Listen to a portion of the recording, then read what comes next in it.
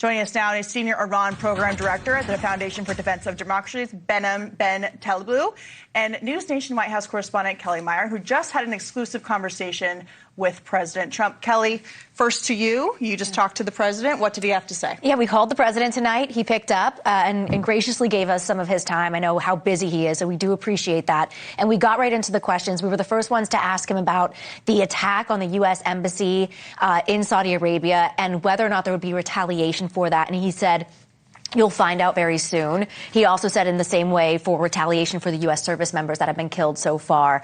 We were able to ask him about his objectives. He mentioned in his remarks today that he would be in this operation until his objectives were complete. So I asked him, how would he know that they were all achieved? What's the goal? What's the end line here? And he says, "I will know." He says it could happen very soon. And when I pressed if it may be sooner than the 4 to 5 week window he told us, he said, "I can't go into that." But he says we are inflicting tremendous damage, is what he told me. And then today, of course, you said that they're ahead of schedule, and the number of targets they hit over the weekend is just astounding. Behnam, for those who are not familiar with what a fatwa is, this is coming from Iran to people in America, people who maybe are watching what the FBI is saying about heightened alerts for the counterterrorism unit.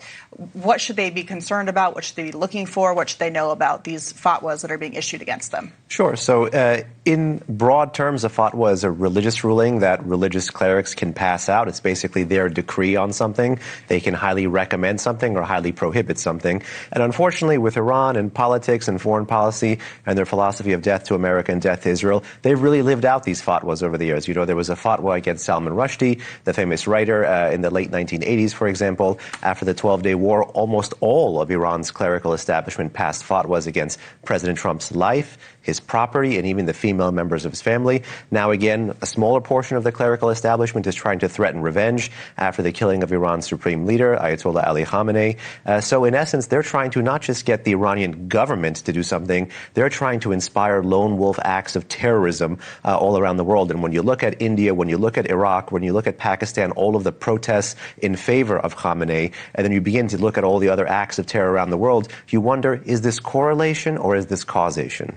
So given that the Department of Homeland Security has said that thousands of potential terrorists were crossing the border during the last administration and they don't know where they are, including hundreds who have final removal orders, is there a concern there? I mean, not only is there a concern there, and for many years we've been saying border security, immigration policy needs to be treated as national security, and it needs to be seen not as bipartisan, but as nonpartisan. This is about people who care about U.S. national security, should be interested in who is coming over the border, when and how, especially if it's illegal. Unfortunately, in this case, it seemed to be legal, and the naturalization process did not seem to take into account his criminal history, not from abroad, but from inside the United States. So, Kelly, 6 service members were killed over the weekend. The president said in his remarks that were issued early Saturday morning that this is a war. There's potential for people to be killed. Is that something he addressed with you tonight during your conversation? I did ask him if there would be U.S. boots on the ground specifically. He was saying that if it was necessary, and then he told me he doesn't think that would be necessary. As far as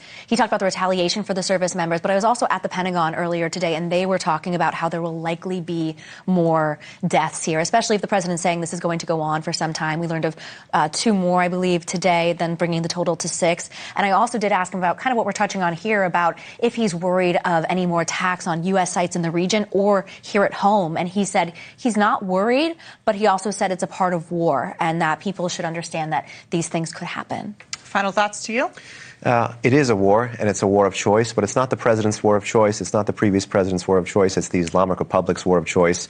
You know, the U.S. kept diplomatic relations open with the Islamic Republic even after the revolution, but 444 days of hostage captivity, something President Trump remembers vividly, I think is what actually got us on this path. And you look at the diplomatic history, every U.S. president has tried to do a deal. Every U.S. president has tried for an off-ramp, but few U.S. presidents have had the courage to do what President Trump is doing today. Yeah, and the regime has tried to kill regular Americans, soldiers who are stationed in the Middle East, any American that can get their hands on. Kelly, Behnam, thank you so much for coming in tonight. Great to see you both. Thank you.